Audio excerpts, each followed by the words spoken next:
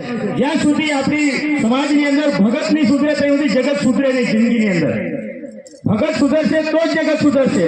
એટલે આ સમાજને સુખી કરવા માટે આપણા ઉપર જવાબદારી છે. અને એટલા માટે મહારાજશ્રીએ આપણને એક યાદી બનાવી આપી છે કે ભક્ત સમાજનું લગ્ન બંધારણ છે. શું નામ છે? ભક્ત સમાજનું લગ્ન બંધારણ. આપણે કઈ ફળીએ માણસે લગ્નનું બંધારણ બનાવી રહ્યા છે અને જેના કારણે આપણો સમાજ દુઃખી છે. તો પહેલો મુદ્દો છે કે આપણે આપણા દીકરા દીકરીનું લગ્ન કરીશું તો એકે રૂપિયો દેશ લેવાનું નથી. આ મહારાજનો આદેશ છે. તારીખથી વધાવી લઈએ આપણે. ગુરુ મહારાજનો શું આદેશ છે? આપણે આપણો ખુલ્લો એક પણ પૈસો લેવાનો નથી. અને છેલ્લા પ્રવચનની અંદર મહારાજશ્રીએ આદેશ કર્યો છે કે જે માણસ ખૂન વેચે મારો ભગત નથી. તો આપણે આપણા ગુરુજીની મર્યાદાનું પૂરું પાલન કરવાનું છે. ગુરુજીના વચનનું પૂરું પાલન કરવાનું છે. પરંતુ જે ભાઈ ભક્તોની પરિસ્થિતિ અતિ નબળી હોય, બિલકુલ ગરીબ પરિસ્થિતિ હોય, તો લગ્નની અંદર એને લગ્ન માટે 51,000 નો ખર્ચ લેવાનો છે. કેટલો ખર્ચ લેવાનો છે? 51,000. આ દરેક ભક્તો ભાઈ બહેનો યાદ રાખે. આના ઉપરાંત આપણે જુદા જુદા પ્રકારના ગામના દાપા લઈએ છીએ. કોઈ પણ પ્રકારના દાપાને અંદર જોડવાના નથી, પણ ગામનું મેન દાપુ એ 2100 રૂપિયા લેવાનું છે. બીજું છે તમામ પ્રકારના લગત્યા. જ્યાં જ્યાં આપણે વધાવીએ ત્યાં આપણે 500, 1000, 2000, 5000 મરજી મુજબ વધામણાને લઈએ છીએ. આ બધા જ પ્રકારના લગત્યા ટોટલ 1100 રૂપિયા લેવાના છે. ભાંગેર વાળો છે ને મન મરજીથી લે છે 20,000, 10,000, 30,000. અહીંયા લાડા પક્ષથી 3,000 અને કન્યા પક્ષથી 2,000 એમ કરીને ભાંગેરિયાને 5,000 રૂપિયા આપવાના છે. આ બેટા એમાંથી જેટલા બી ભાંગેરિયા હશે તો તમારે બી 5,000 લેવાના છે. કઈ ઝઘડો ઘાલતા નહીં. મહારાજશ્રીએ કીધું એમ. કેટલા લેવાના છે? 5,000. પેલો તમકાતા રહેજો, પેલી બાજુથી અવાજ નથી આવતો. હા, હવે રહી વાત ચાંદીની. ચાંદી આપણે 750 ગ્રામ લેવાની છે. 1 કિલોમાં 250 ગ્રામ ઓછી. કેમ? તો કે સોનીને પાળવાનો નથી. સોનું 10 ગ્રામ 1 તોલું લેવાનું. એની અંદર કાનની બુટ્ટી અને આપણે નાકની સુની એટલી જ વસ્તુ દીકરીને સોનાની પહેરાવાની છે. હવે આપણે ટોળા ઉપડી જઈએ છીએ હગાઈ કરવા. આખા ગામના નાના છોકરાને સમાઈને એમ ને એ પાછો માંદા પૈડાના પેલા જીબડા હોય તે પલટી મારી દે પછી આ ને તે બધું થાય. એટલા માટે આપણે આખું ગામ નથી જવાનું. સગાઈમાં 10 થી 15 માણસોએ જવાનું છે.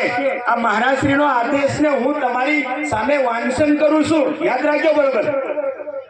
ગાંટા માંગણીમાં પણ 5 થી 7 માણસોએ જવાનું. જાનની અંદર ફળિયાવાળી લોકોએ જવાનું છે. આખું ગામ 500, 1000, 20, 40, 50 ગુજર કરવાની નહીં. બને એટલા ઓછા માણસોએ જાનમાં જવાનું એટલે આપણો ખર્ચો બચી જાય. હવે ખતરાવાળી બાબત મહારાજે આ લખી છે. હયાત પત્ની હોય અને જો બીજી પત્ની લઈ આવે તો રૂપિયા 5 લાખનો દંડ છોકરી પક્ષને આપવાનો થશે. એક પત્ની હોય તો પછી આપણે લોકો ઘોડ કર્યું છે એટલે શું કરે? આટલી ફસતી એટલે હજુ થોડાક પૈસા પડ્યા છે એમ કરીને પાછો બીજું પગલું જો ગલત ભરે તો ગુરુજીનો આદેશ છે કે છોકરી પક્ષની પંચ એમની પાસેથી 5 લાખ રૂપિયા દંડ જમા લેશે. એ પંચ નિર્ણય કરશે. કન્યાદાન મર્યાદિત પ્રમાણમાં આપવાનું. આપણી સગવડ નહીં હોય તો નહીં આપવાનું. આપણી દીકરી કામ કરીને કન્યાદાન લઈ લેશે એટલે તમારે સામેવાળા પાસેથી ઠોકીને રૂપિયા લઈને તિજોરીઓનો શું કહેવાય ટેમ્પા ભરી આપવાને એવું કરવાનું નથી. 5 જોડે થાળી વાટકી કર્યા જેટલું સાધારણ આપી દેવાનું. એટલે કન્યાદાનમાં કોઈ ખર્ચો કરવાનો નથી. બહેનો તમે બરોબર યાદ રાખજો. જો તમે ખુદરી ગયા તો ભાઈને ખુદર્યા વગર છૂટકો જ નથી.